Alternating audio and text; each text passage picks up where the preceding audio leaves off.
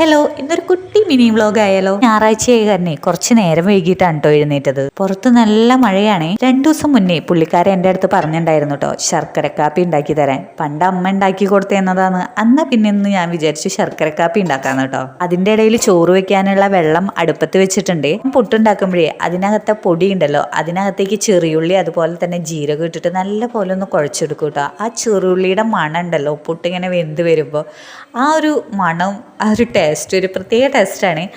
അതെനിക്ക് ഭയങ്കര ഇഷ്ടമാണ് കേട്ടോ. അപ്പോൾ അതേ നമ്മുടെ ചോറ് വേവിക്കാനുള്ള വെള്ളം ഇങ്ങനെ തിളച്ച് മറയുന്നുണ്ട്. ഓടിച്ചെന്ന് ആ മൂടി എടുത്ത് നിലത്തേക്ക് ഒറ്റ ഇടലായിരുന്നു കേട്ടോ. പിന്നെ അരി കഴുകിയത് അതിനകത്ത് ചേർത്ത് കൊടുത്തേ.